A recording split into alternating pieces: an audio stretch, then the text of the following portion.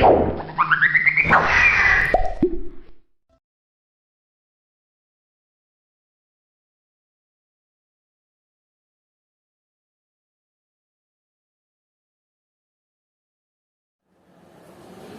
salam, selamat siang. Bis semua nggak ada misalnya. Salam kenal bagi yang belum kenal. Nama saya Kodes Asian. Saya bapak dari Institut Wisnu kelas 5B. Di sini saya ingin menyampaikan pemahaman tentang budaya positif. Mungkin banyak yang bertanya-tanya kenapa kok melakukan ini. Saya sudah minta permohonan izin ke Kepala Sekolah Muslimah untuk saya melakukan penyebaran pemahaman ini karena kebetulan saya hanya guru yang berpartisipasi di guru penggerak angkatan 8 tahun ini. Dan ini salah satu tugas yang harus saya penuhi untuk bisa yang melanjutkan tahapan ini salah satu yang harus saya lakukan. Nah, budaya positif mungkin saya percaya di sini banyak institusi yang sudah mengikuti kegiatan atau pelatihan-pelatihan di CPKB atau dimanapun yang tentu materinya sebenarnya saling bersisihan atau bahkan sama materinya. Nah, ini salah satunya yaitu budaya positif. Nah, untuk mengawali seluruh rangkaian penyebaran pemahaman ini, itu saya ingin memulainya dari keyakinan kelas ini. Nah, mungkin beberapa di antara bisnis ini yang sudah melakukan atau membuat di kelasnya itu kesepakatan kelas atau peraturan kelas itu sering kita gunakan.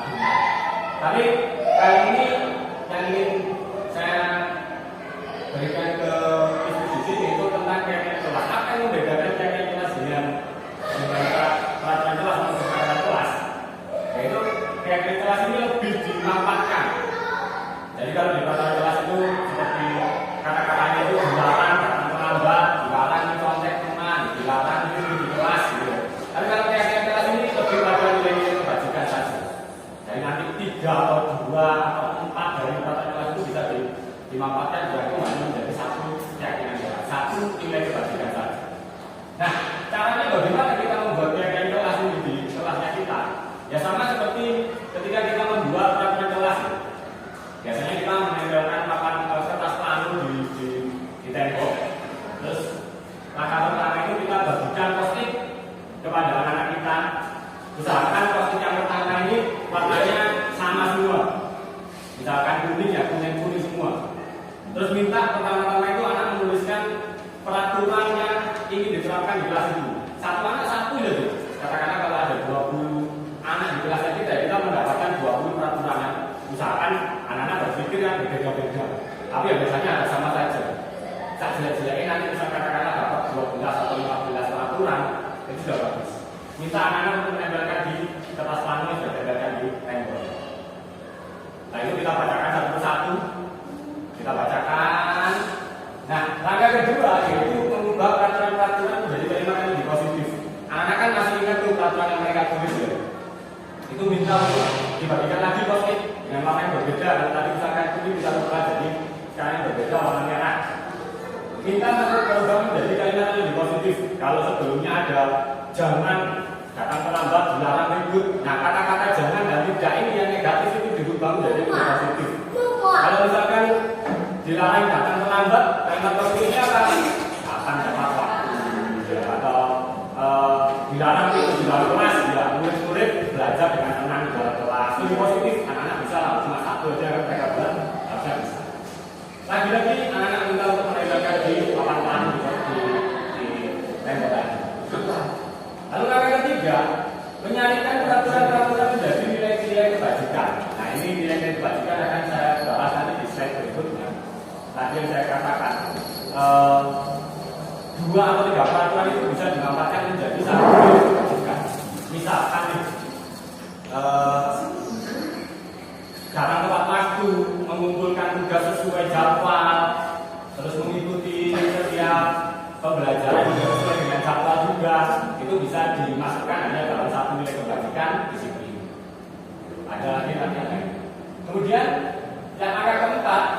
berdiskusi mengenai gambaran perilaku yang mencerminkan keyakinan kelas itu apa. Jadi kalau tadi datang tepat waktu, berarti kalau misalkan masuknya jam 7, ya murid-murid diarahkan untuk masuk datang ke kelas jam 6.45. Itu gambaran perilaku yang lebih rinci. Kemudian juga berdiskusi mengenai peran seluruh warga kelas. Jadi saat kita menentukan keyakinan kelas ini, bukan berarti hanya murid saja yang menaati, tapi kita guru juga harus turut berpartisipasi di dalamnya. Kalau kita sudah menuntut keyakinan kelas untuk anak-anak itu disiplin, ya kita sebagai guru juga harus menerapkannya juga. Salah satu contohnya, ya kita datang ke kelas juga tepat waktu. Pergantian antara pelajaran satu dengan yang lainnya juga sesuai jadwal. Tidak ada yang molor, tidak ada yang lebih awal atau lebih cepat. Langkah terakhir, meninjau keyakinan kelas dari waktu ke waktu.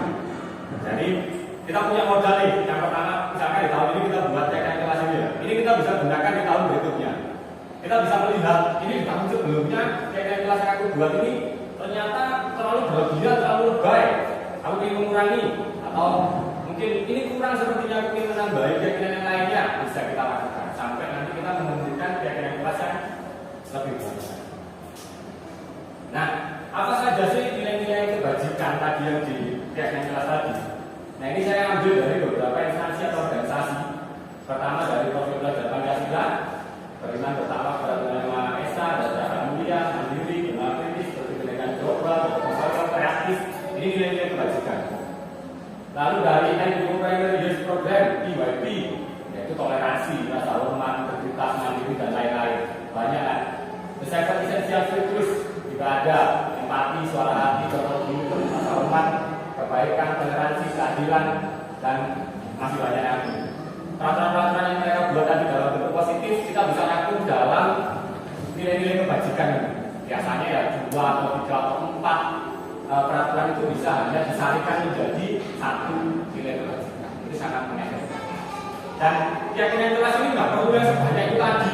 Cukup mungkin 5 atau 7 atau bahkan 3 atau 4. Tapi itu benar-benar diterapkan dalam kelas itu dengan baik. Anak-anak tahu betul keyakinan kelas itu harus dipegang betul-betul. Itu untuk mendasari kita melanjutkan yang berikutnya. Lanjut. Nah, selama ini kita sebagai guru mungkin mempunyai pemahaman yang salah atau yang disebut dengan miskonsepsi tentang teori kontrol. Ini hasil dari penelitian William Glasser, seorang psikiater dan juga pendidik yang sudah meneliti jika guru mengontrol murid itu ternyata hanya ilusi, yang artinya itu bisa terlihat tapi tidak benar-benar terjadi. Kemudian juga ada kritik dan membuat rasa bersalah itu mampu menguatkan karakter, itu juga ilusi sebenarnya. Jadi kalau mungkin kita memberikan kritik agar orang itu karakternya lebih kuat, itu sebenarnya justru tidak benar-benar terjadi dan tidak terbukti. Kemudian ada semua tontonan positif, efektif dan bermanfaat, itu juga ilusi, tidak benar-benar terjadi. Saya ingat betul istri saya itu pernah bercerita. Ini juga saya pernah ceritakan ke saya juga. Satu kali ada satu keluarga itu yang mengalami kecelakaan dan anggota keluarganya itu beberapa meninggal, yang hidup hanya tinggal nama dengan satu anaknya saja. Jadi dia kehilangan suami dan juga anak yang lainnya. Dan anak yang bertahan hidup ini dari kecelakaan itu justru anak yang autis, itu butuh perhatian ekstra benar-benar. Kebayangkan kita bagaimana traumanya terjadi kecelakaan di saat bersamaan. Lalu datang ada orang yang nelayan ke rumahnya. Seperti biasa kita nelayan ya, mengucapkannya turut berduka cita ya, turut berbelasungkawa ya, yang tegar ya, yang kuat ya, yang tabah ya, gitu biasanya gitu. Tapi tidak bisa tahu apa respon dari orang yang berduka sangat dalam. Dia mengatakan, dia justru marah besar. Aku tahu kalau itu memang harus tegar, aku tahu kalau itu harus kuat, aku benar-benar tahu kalau itu harus tabah. Jadi jangan kita, ini mungkin bisa jadi pembelajaran buat kita ya. Kalau kita nelayan disebut ngomong terus berbelasungkawa ya, terus berduka cita, udah cukup itu aja, nggak usah memberi nasihat-nasihat yang lain. Itu nanti justru akan membawa tekanan kepada si orang yang berduka dengan cara itu. Salah satu pengeluaran positif itu tidak selalu efektif dan bermanfaat. Itu salah satu contoh nyatanya. Lalu ada orang dewasa itu berhak memaksa, itu juga ilusi. Terima kasih. Jadi kalau kita sebagai guru jelas ya kita lebih tua daripada murid-muridnya kita. Terus kita merasa kamu itu muridku jauh lebih muda daripada aku, harus nurut sama orang tua. Itu ternyata ilusi, tidak perlu terjadi. Anak-anak kalau nurut itu ya hanya pilihan. Sebenarnya dia bisa aja memilih untuk tidak nurut, tidak mengikuti nasihatnya kita sebagai tua, sangat bisa terjadi. Lanjut. Nah, yang berikutnya, dapatkah kita merubah orang lain? Jika seperti tadi ya, ternyata miskonsepsi tentang teori kontrol tadi yang sudah saya terangkan. Ini ada dua. Yang pertama itu stimulus respon tentang dunia dan juga teori kontrol tentang dunia. Ini dua hal yang sangat kontras dan benar-benar berbeda. Kalau stimulus respon tentang dunia, orang-orang yang percaya jika orang yang lebih tua itu berlaku memaksa hadir. Kalau penguatan positif itu efektif, lalu kritik dan saran itu bisa menguatkan karakter, itu yang bagian stimulus respon tentang dunia ini. Mereka berpikiran jika kebutuhan kita itu semua sama, anak-anak di kelas kita itu kebutuhannya sama. Tapi ternyata kenyataannya kebutuhan kita itu berbeda, sangat jelas sekali, tidak perlu diperdebatkan. Semua orang melihat hal yang sama, tapi di teori kontrol setiap orang itu memiliki gambaran yang berbeda. Kalau kita ketemu misalkan ada tabrakan di jalanan aja, itu apa yang kita lihat itu bisa berbeda antara satu orang yang kita lewat sini sama orang yang lewat sana. Bisa aja yang salah orang dari depannya kita, yang salah dari sana juga bisa, gambaran yang berbeda. Lalu kita mencoba mengubah orang agar berpandangan sama dengan kita, memotong kita, kamu tuh percaya sama aku, kamu milih partai ini loh. Yang nggak bisa kita memaksakan itu, karena kita harus memahami pandangan orang lain tentang itu ya berbeda. Perilaku buruk dilihat sebagai suatu kesalahan, ini umum terjadi buat kita sebagai guru. Anak melakukan kesalahan dengan terlambat, mungkin kami itu salah jelas. Tapi sebenarnya setiap perilaku itu memiliki tujuan. Anak berbahasa memiliki di kelas kemana-mana, ganggu temannya, joel-joel temannya waktu pelajaran, itu sebenarnya mereka ada tujuannya. Lalu yang ini terakhir yang sangat menusuk sekali dan menonjol. Orang lain bisa mengontrol saya, tapi kenyataannya hanya Anda bisa mengontrol diri Anda sendiri. Seperti yang saya katakan tadi, kalau murid-muridnya kita itu di kelas mereka memilih untuk tidak nurut sama kita, sah-sah saja sebenarnya. Karena nggak ada yang bisa mengontrol kita itu nggak ada. Orang lain apalagi itu nggak bisa. Ya diri kita ini mungkin anak-anak nurut itu ya karena aku milih nurut sama misku. Kalau misalkan dia milih nggak nurut ya sama aja bisa saja. Lanjut. Dari sini kita melihat jika kita itu nggak bisa memaksakan atau mengubah anak atau mengubah orang lain. Lalu setiap yang dilakukan oleh anak-anak atau orang itu memiliki tiga motivasi. Motivasi yang pertama itu untuk menghindari ketidaknyamanan atau hukuman. Gitu ya. Misalkan nih, saya biasanya sebagai guru kalau belajar, kamu kerjakan halaman 21, kerjakan nomor 1 sampai 10. Kalau nanti nggak selesai sampai waktu istirahat, jangan istirahat. Itu sudah anak sudah mendapatkan ancaman hukuman. Terus mengerjakan dengan cepat-cepat. Yang penting aku selesai nanti 1 sampai 10. Yang penting aku nanti bisa istirahat. Itu motivasi. Dan ini datangnya dari luar karena adanya ancaman hukuman tadi.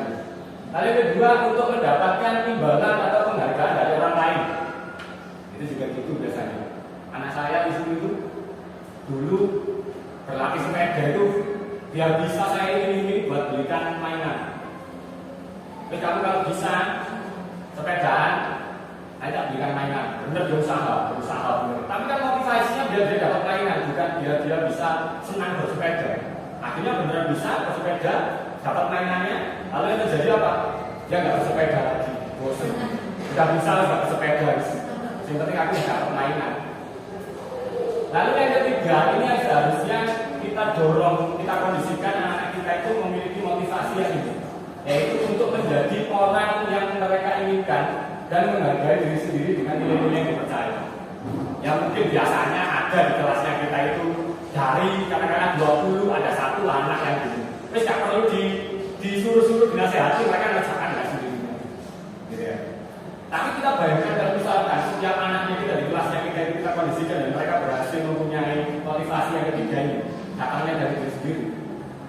Saya sudah mengatakan itu, murid itu kan perlu kayak zaman SMP, ayo, aja. Mereka pasti kita nggak perlu tunjukkan ini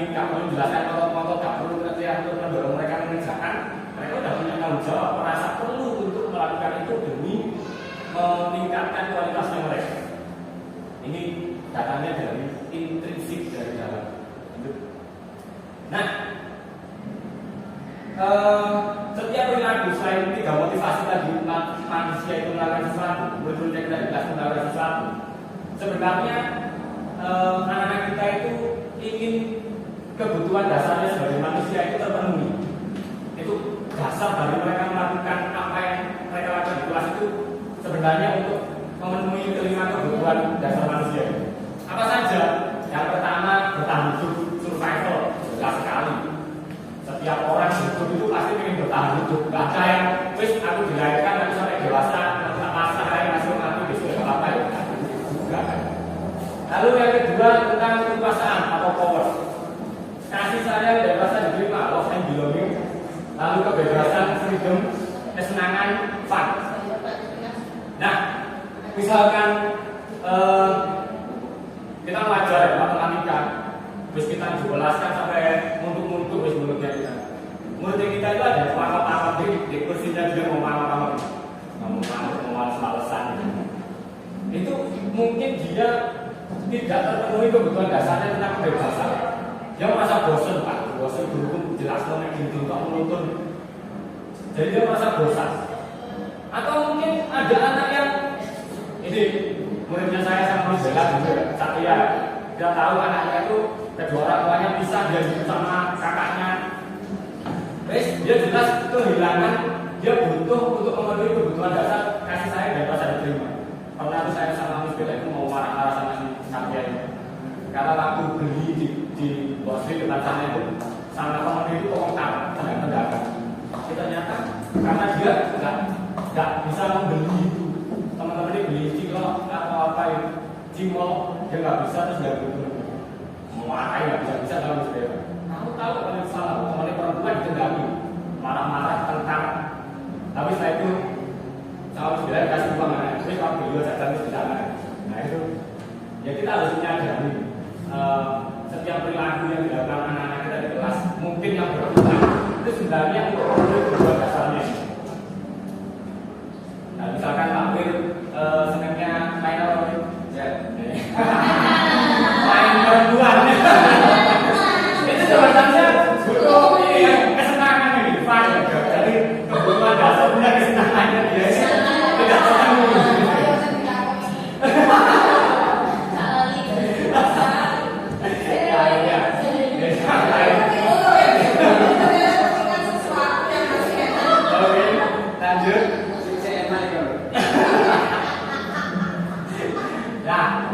Mungkin setiap perilaku dari anak kita di kelas itu kita berlakukan, ini biasanya kita sering berlakukan itu hukuman dan konsekuensi. Ya, anak melakukan kesalahan kita hukum, anak melakukan kesalahan ya kita terapkan agar dia menanggung konsekuensi yang dari apa yang dia perbuat. Nah, untuk hukuman itu akan membawa anak-anak kita itu ke identitas gagal. Tapi kalau untuk konsekuensi itu identitas sukses. Ini cenderung ke disiplin. Tapi sebenarnya dari ketiga ini ada satu lagi yang mungkin Miss dan Mister sudah tahu, atau mungkin sebelumnya tidak tahu, atau pernah tahu tapi nggak begitu mendalami. Ada yang namanya itu restitusi.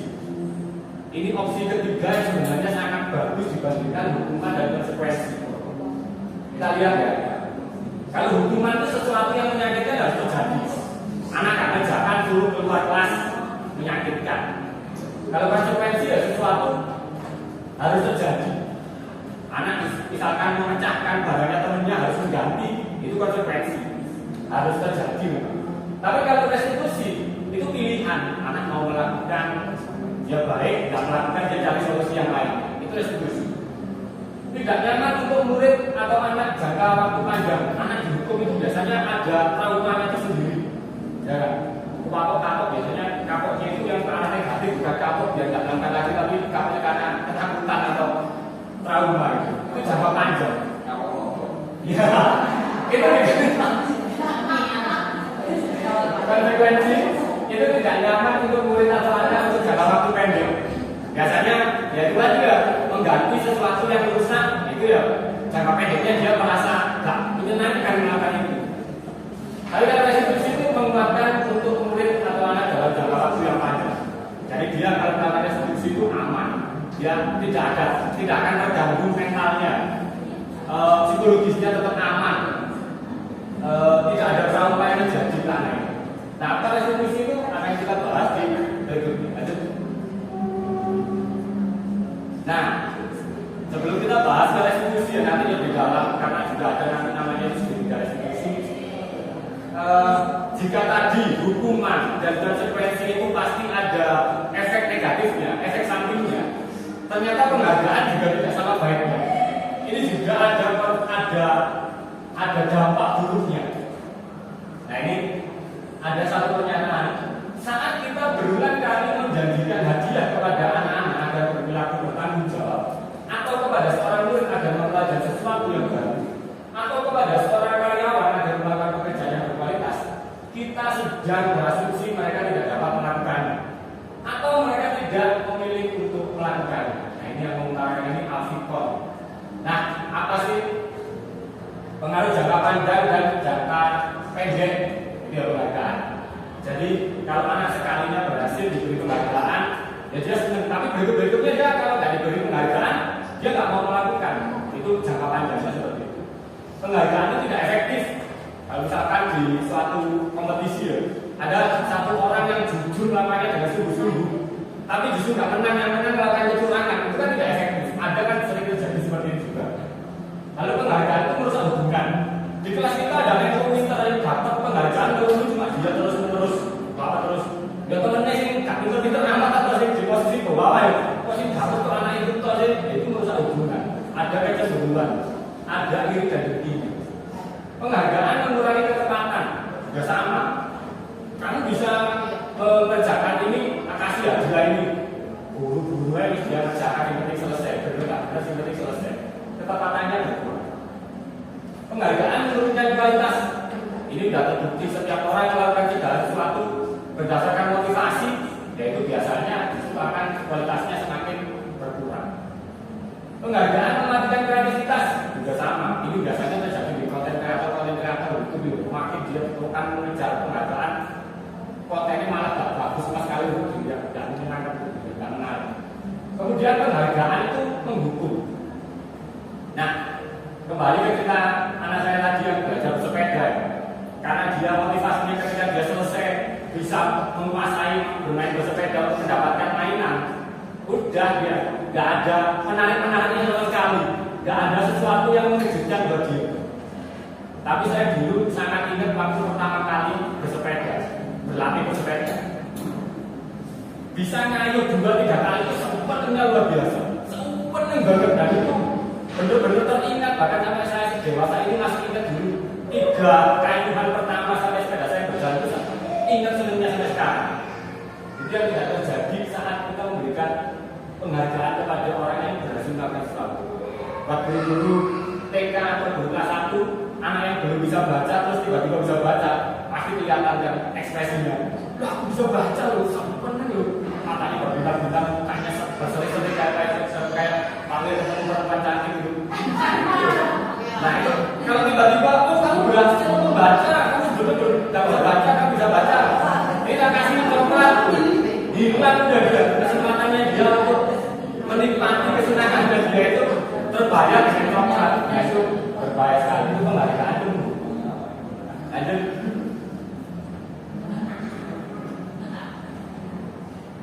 Nah, dulu, lanjut. Oh iya. Nah, ini ada restitusi yang tadi saya jelaskan. Ada bukan prostitusi.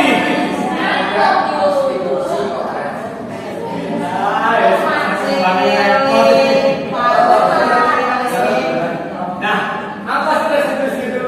Restitusi itu adalah sebuah cara menanamkan disiplin positif pada murid. Pernyataan dari Jason Dosen itu seperti ini.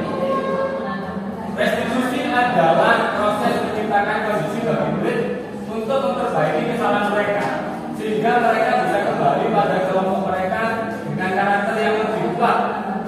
Restitusi juga adalah proses kolaboratif yang mengajarkan murid untuk mencari solusi untuk masalah dan membantu murid berpikir tentang orang seperti apa yang mereka inginkan dan bagaimana mereka harus memperlakukan orang lain.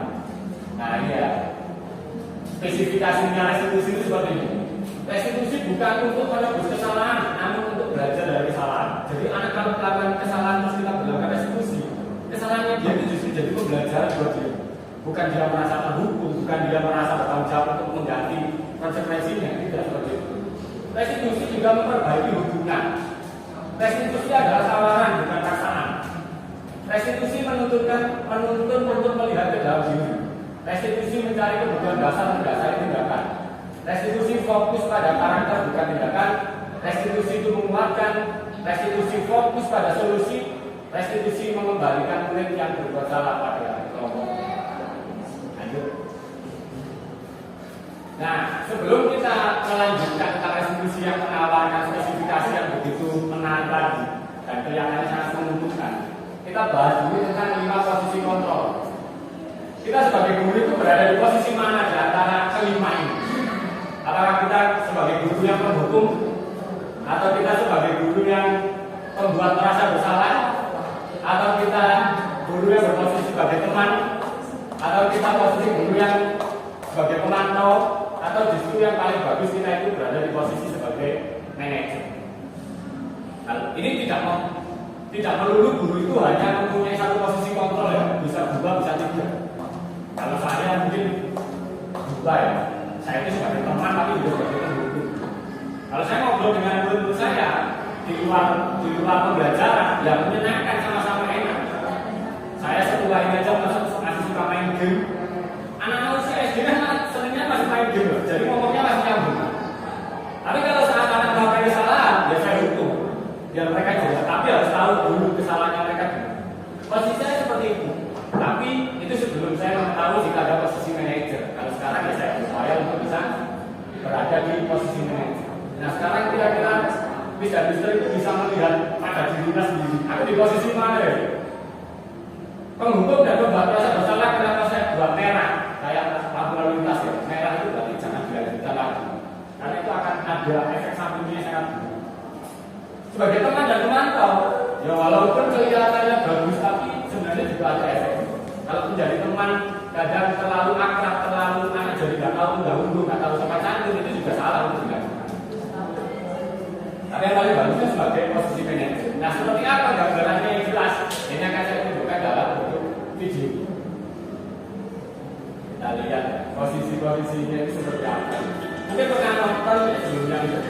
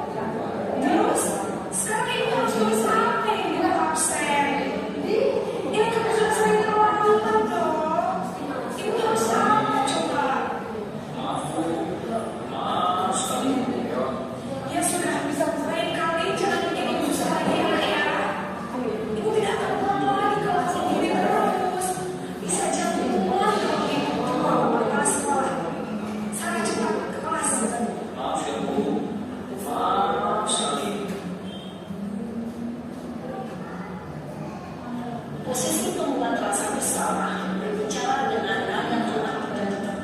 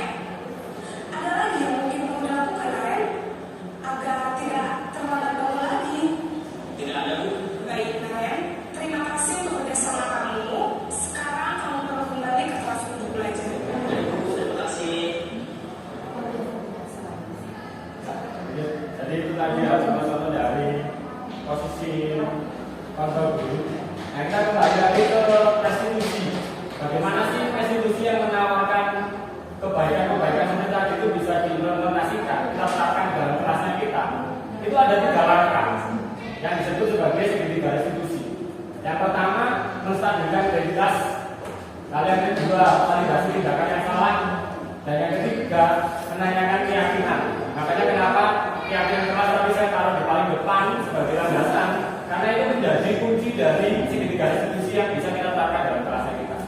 Nah, seperti apa langkah-langkahnya itu akan kita lihat lagi di dalam video. Ketika kita mendapati anak melakukan kesalahan, responnya seperti apa ketika memperlakukan segitiga restitusi.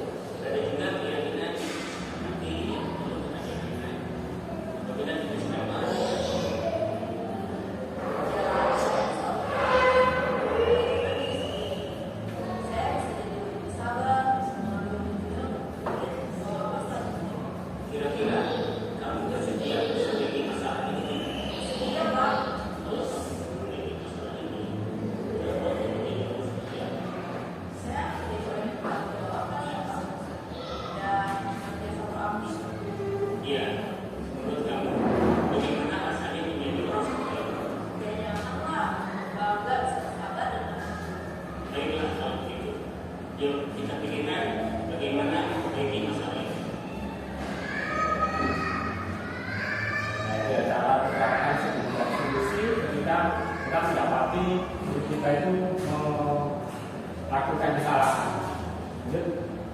Baik, itu yang mungkin bisa saya sampaikan sebagai penutup, karena saya sangat takut menyanyiakan waktu yang berada dari Mister.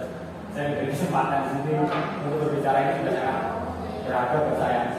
Jadi dalam menerapkan program budaya positif itu suatu keniscayaan bagi guru untuk memiliki standar kepribadian profesional dan sosial yang baik, di mana guru mampu merefleksikan dirinya sebagai manajer yang menuntun murid-muridnya menjadi insan yang mandiri, merdeka, dan bertanggung jawab. Nah, ini yang sesuai dengan standar nasional pendidikan. Ya, itu mungkin yang bisa saya sampaikan. Terima kasih banyak atas perhatiannya. Lagi-lagi suatu kehormatan buat saya bisa berdiri di sini, bisa membagikan pemahaman tentang budaya positif. Semoga kita bisa berjumpa lagi di lain kesempatan. Terima kasih atas perhatiannya. Tuhan Yesus.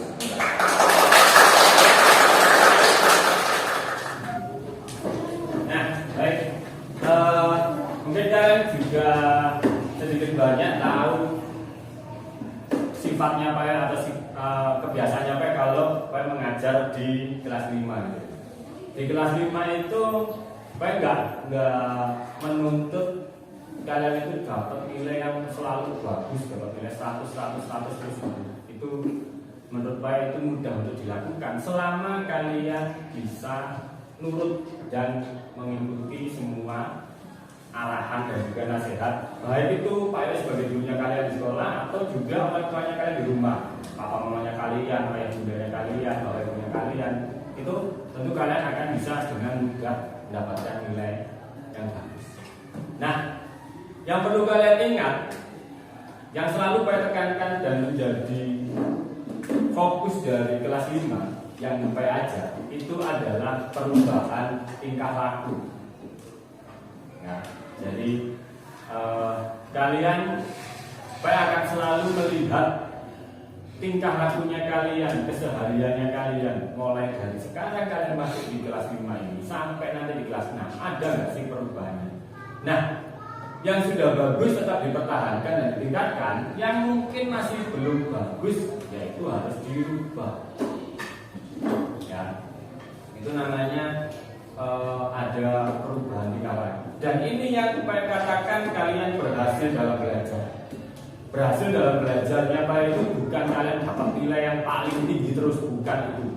Tapi ada perubahan tingkah lakunya kalian dari yang jelek menjadi yang semakin bagus.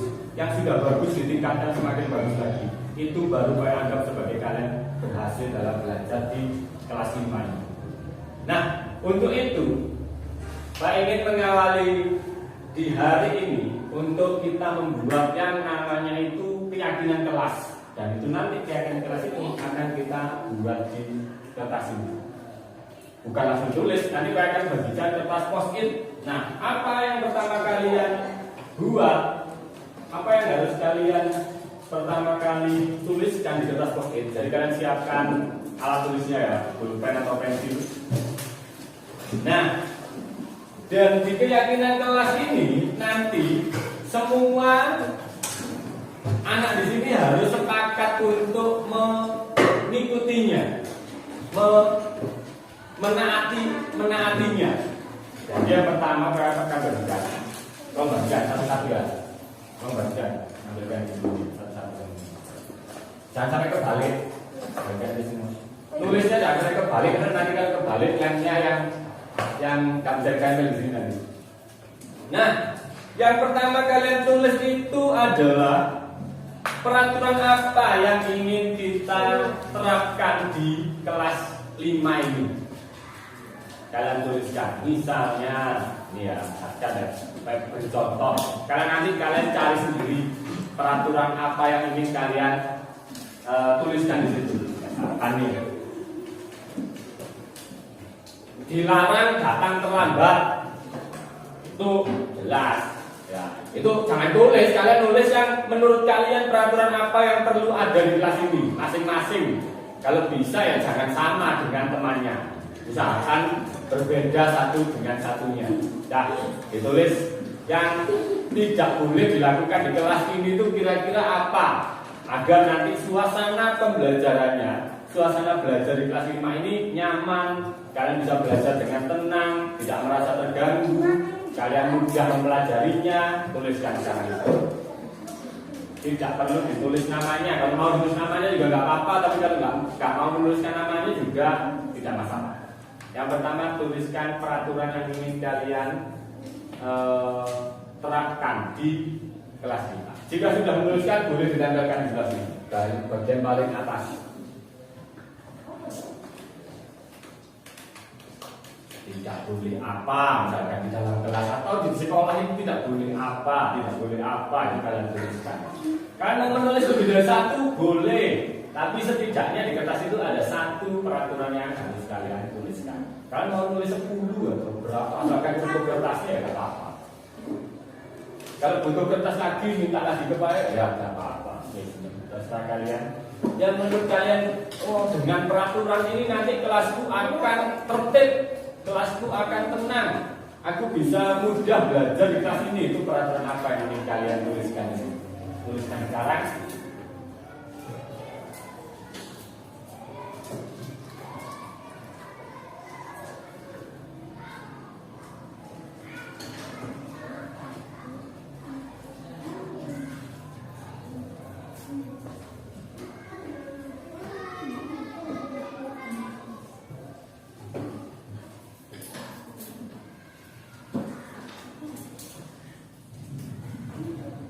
Sudah boleh langsung ditempel di depan jika sudah selesai menulis.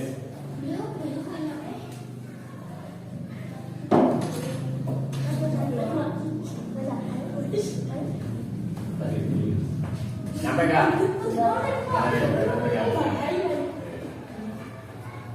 Lupa aku yang ini. Apa? Ada salahnya.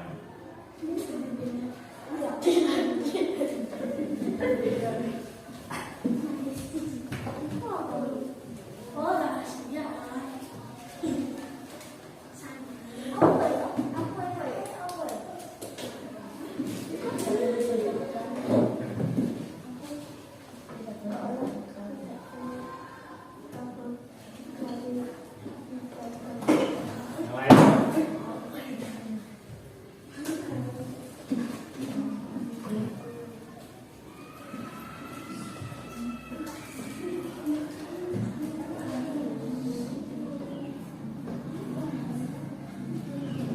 Satu, dua, tiga, empat, lima, enam. Kurang 4. Duduk dulu, nanti kita bacakan satu-satu. Udah, kata ibu nanti kita bahas satu-satu ini.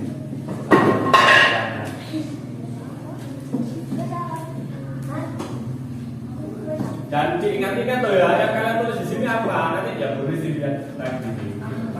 Tapi jangan sampai lupa. Itu apa ya? Aku tadi ingin membuat peraturan apa ya? Lupa ya.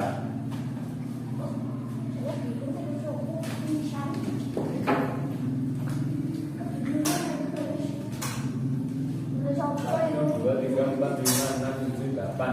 Kurang 2, siapa? Oh, Devi.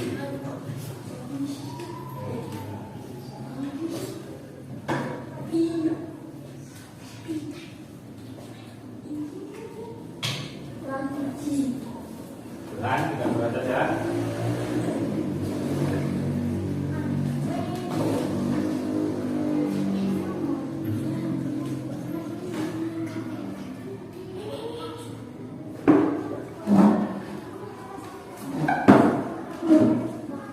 Nah, sebelum itu Pak akan membacakan peraturan yang sudah kalian buat. Bukan kalian yang buat ini ya. Jadi kalian, karena ini kalian yang buat, juga tentu kalian harus mentaatinya.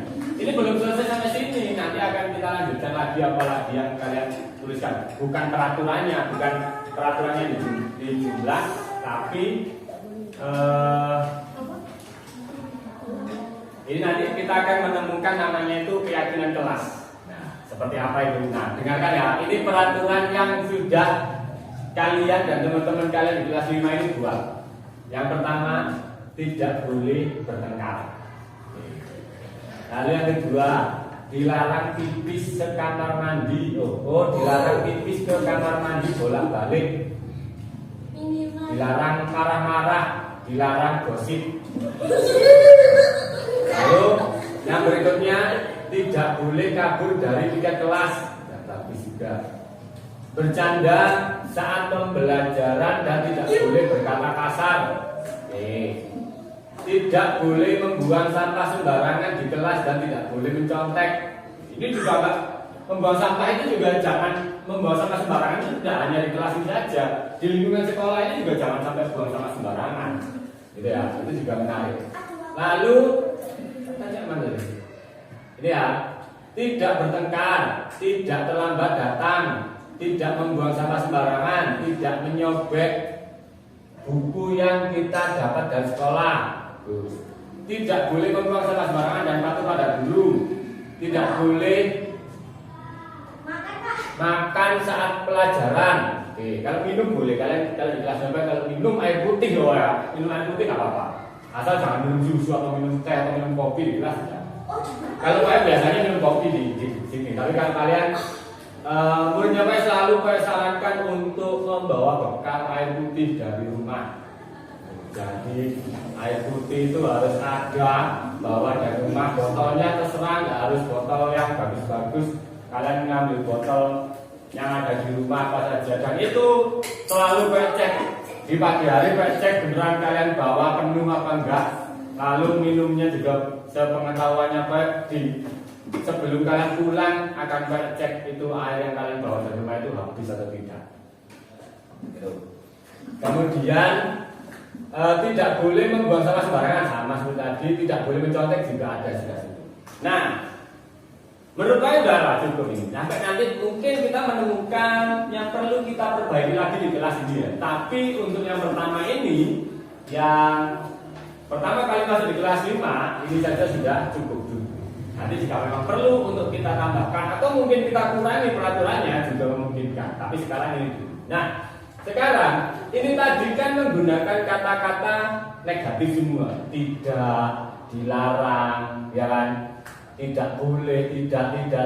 Semua itu negatif semua. Nah, sekarang saya minta untuk kalian menuliskannya dengan kalimat positif di kertas berwarna hijau ini. Saya ajari cara menuliskan. Bagikan kembali. Kalimat positif itu misalkan seperti ini nih. Tidak, dilarang mencontek tadi ya. Dilarang mencontek kan sudah banyak tuh yang menulis ya. Jadi itu Pak buat contoh. Dilarang mencontek itu kan kalimat negatif. Dirubah menjadi kalimat positif menjadi mengerjakan tugas dengan jujur. Jadi seperti itu, tidak ada kata tidaknya lagi, tapi dengan kalimat yang positif. Jadi kalau dilarang mencontek atau tidak boleh mencontek itu kan negatif, dirubah menjadi positif menjadi mengerjakan tugas dengan jujur. Nah, kalau tidak boleh bertengkar, berarti apa kalimat positifnya? Loh, harus rukun dengan teman. Seperti itu. Kalau dilarang pipis ke kamar mandi bolak-balik berarti nggak ada kata zamannya. Izin ke kamar mandi hanya sekali. Kalau apanya? Ya itu sepanjang hari kan, dari pagi sampai siang kan. Jadi kalau pelajaran kalau sampai istirahat ya sekali aja atau mungkin 2 kali, nanti istirahat kan kalian bisa ke kamar mandi. Nanti setelah istirahat kalian mau izin lagi sekali lagi juga nggak apa-apa. Tapi jangan sebelum istirahat diri aja kalian sudah 3 kali ke kamar mandi, nggak normal itu. Nah, kemudian dilarang marah-marah itu berarti apa? Kalimat positifnya kira-kira apa kalau dilarang marah-marah? Bisa mengendalikan diri. Jadi bisa mengendalikan diri biar tak mudah marah, bisa menahan diri biar sabar. Itu namanya menahan diri. Dan ditulis yang tadi yang sudah seperti yang buat contoh tadi. Kalau tidak boleh membuang sampah sembarangan berarti kalimat positifnya membuang sampah pada tempatnya.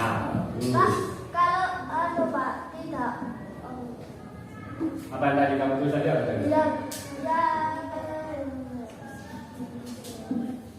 Tidak boleh berkata kasar, berarti harus berkata dengan sopan. Berbicara dengan sopan. Bercanda saat pembelajaran, berarti apa? Ya bukan diam, berarti tetapi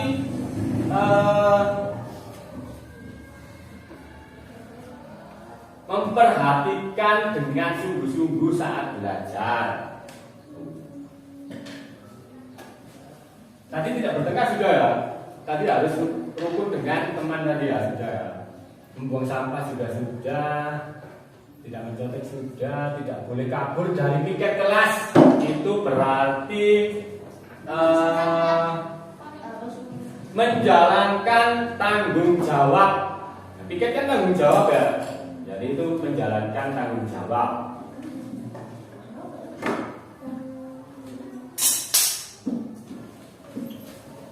Tidak terlambat datang. Tidak terlambat datang berarti apa? Datang tepat waktu. Ya, bagus. Ya, bagus. Ya, bagus.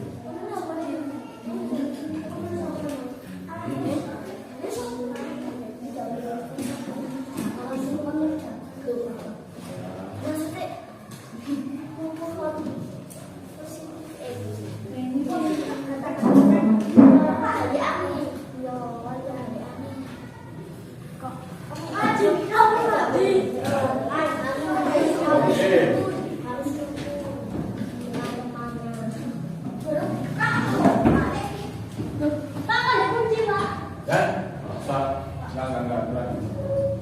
Ya. Ya.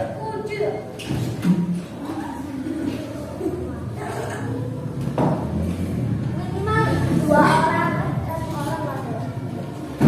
Nah, sekarang ini kita kalian sudah menentukan peraturan yang ingin kalian berlakukan di kelas. Terus peraturan atau di kelas kita itu tidak boleh ada kata-kata negatif, makanya kita rubah menjadi kalimat positif. Ya, kalimat positifnya apa saja? Mengerjakan dengan jujur, diperbolehkan bertanya teman atau menjalankan tanggung jawab, rukun dengan teman, harus berkata dengan sopan, terus memperhatikan ucapan, menjelaskan, menjaga ucapan yang tepat waktu, mengerjakan dengan baik, membuang sampah pada tempatnya, mengerjakan tugas dengan baik, harus rukun dengan teman. Nah, ini yang kalimat positifnya. Nah, sekarang ternyata ini bisa kita masukkan menjadi yang namanya itu keyakinan kelas. Nah, keyakinan kelas itu apa saja? Iya, kayak ini.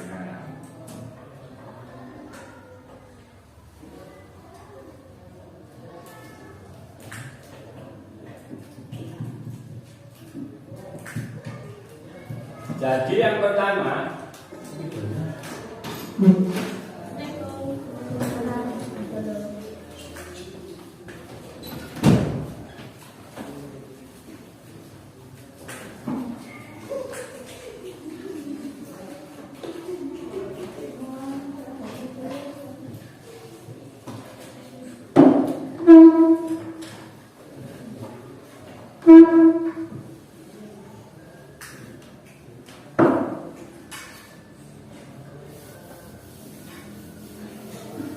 sekarang saya tuliskan apa yang menjadi keyakinan dari kalimat-kalimat positif yang sudah kalian tuliskan tadi. Yang pertama itu kan mengerjakan dengan jujur. Mengerjakan dengan jujur.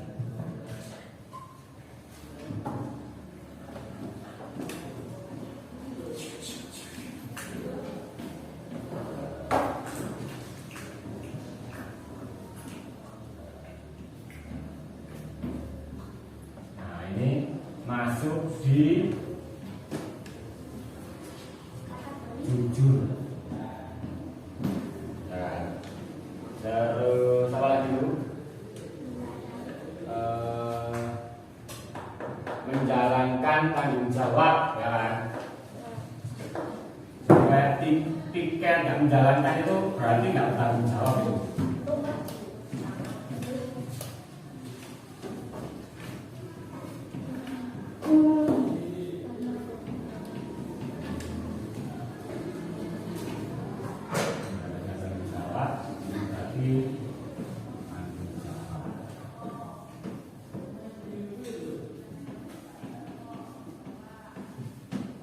Apalagi itu harus berkata sopan, ya harus berkata sopan itu masuk di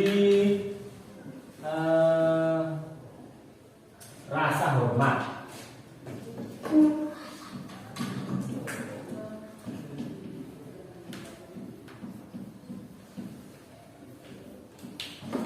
Ya kan, kalau kita menghormati seseorang itu harus berkata dengan sopan.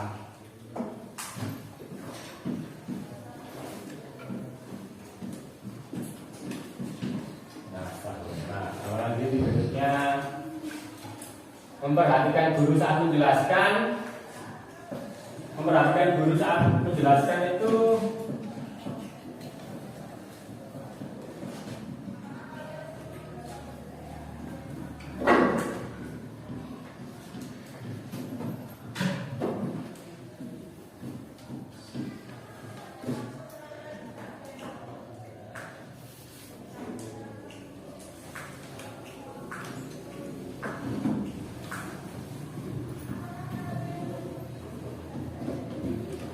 ini juga masuk di rasa hormat. Terus lagi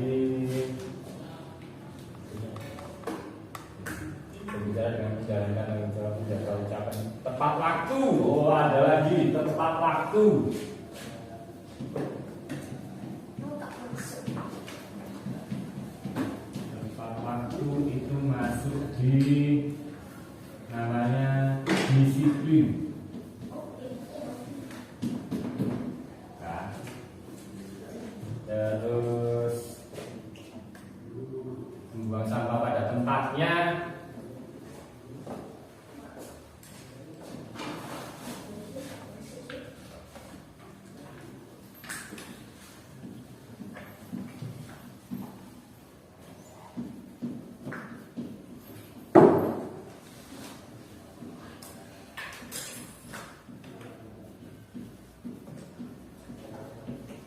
Membuang sampah pada tempatnya ini masuk di tanggung jawab.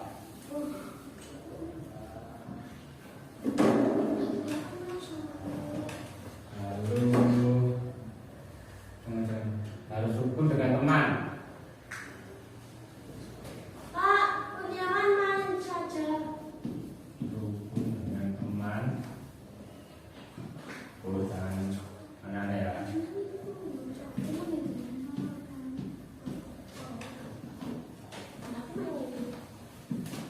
Rukun dengan teman kira-kira masuk di mana? Ada yang tahu? Itu masuk di rasa hormat.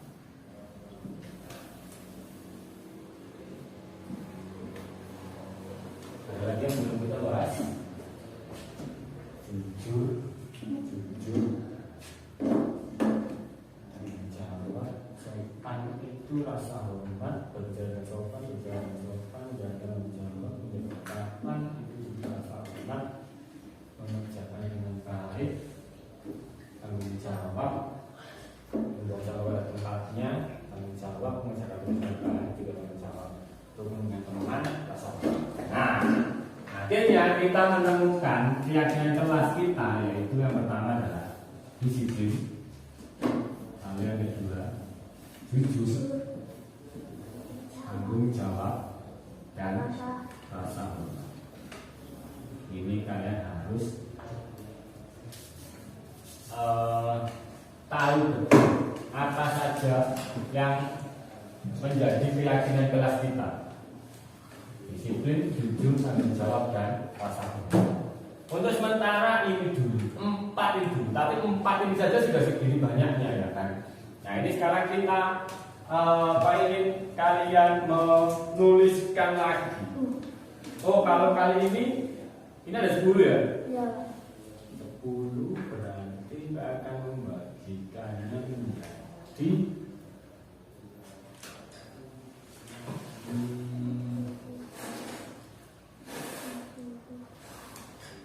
3, yang 3 anak 2 kelompok, yang 4 anak 1 kelompok. Ya, kalian bagi sendiri.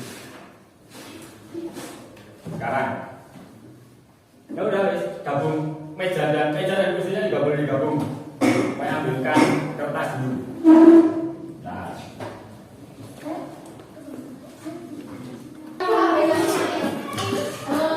Baik, dengarkan. Yang pertama kalian buat tabel seperti ini. Hanya 2 saja.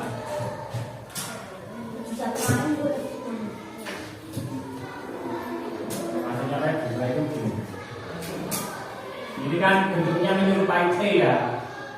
Ini loh, ini kan kayak T gitu. Nah ini tadi disebut sebagai tabel T. Nah apa saja di tabel T ini? Jadi kalian tuliskan yang pertama adalah tampak seperti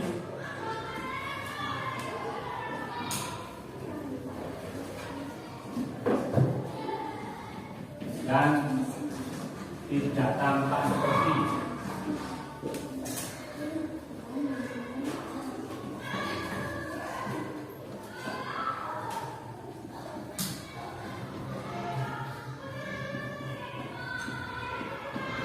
Nah, ini berarti kalian menulis mulai dari disiplin.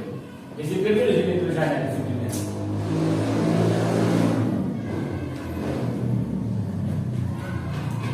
Ya. Nah, terus yang terlihat yang terlihat disiplin itu seperti apa? Ya, datang, tepat waktu.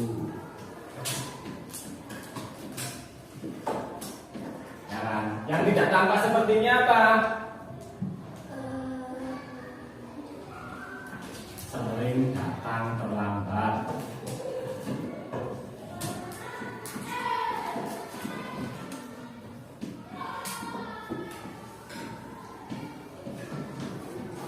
Nah ini ya. Terus apa lagi di disiplin itu? Tampak sepertinya apa? Yang kelihatan disiplin, menyelesaikan tugas tepat waktu, ya kan? Terus di sini tugas tidak selesai sampai pulang, nah, itu tidak pernah seperti yang disiplin lagi apa? Mentaati peraturan yang ada. Di sini sering melanggar peraturan sekolah. Nah, gitu. Tulis ini dulu. Jadi nanti kalian tulis ada disiplin, lalu jujur. Buat lagi seperti ini jujur, lalu tanggung jawab, tulis lagi, dan juga rasa hormat. Ini ada setidaknya 1, 2, 3, 4 yang tampak seperti dan tidak tampak sepertinya. Jadi orang disiplin itu kelihatannya seperti apa sih, tampaknya seperti apa? Yang menunjukkan dia disiplin itu apa saja. Nah itu tinggal cari kebalikannya saja di sini, yang tidak terlihat disiplin yang mana. Nanti sampai sini ya, dikerjakan.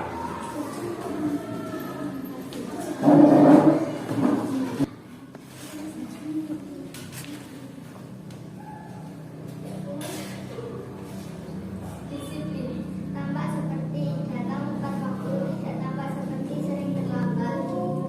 Tampak seperti menaati peraturan, tidak tampak seperti melanggar peraturan.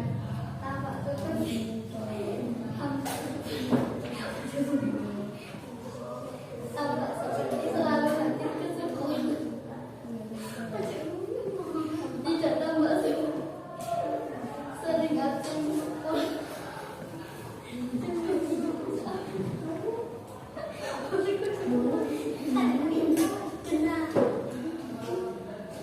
Sudah? Memakai tampak seperti memakai seragam.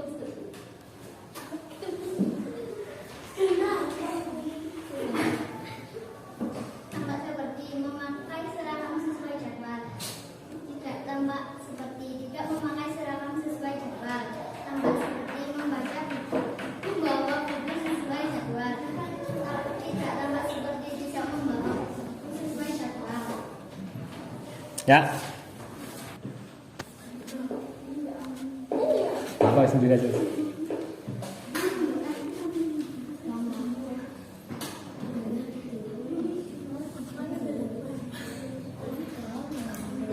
Jujur, tampak seperti berbicara apa adanya, tidak tampak seperti suka berbohong. Tampak seperti jika ada salah mengaku, tidak tampak seperti jika ada salah tidak mengaku. Tampak seperti mengerjakan tugas sendiri, tidak tampak seperti mencontek teman. Tampak seperti memberitahu guru jika ada PR, tidak tampak seperti tidak memberitahu guru jika ada PR. Tampak seperti membayar saat membeli, tidak tampak seperti tidak membayar saat membeli. Ya. Ayo. Tampak seperti melakukan tugas piket, tidak tampak seperti melarikan diri dari piket. Tampak seperti membuang sampah di tempatnya, tidak tampak seperti membuang sampah sembarangan. Tampak seperti mengerjakan PR, tidak tampak seperti sering tidak mengerjakan PR. Tampak seperti mengakui kesalahan, tidak tampak seperti sering berbohong. Terus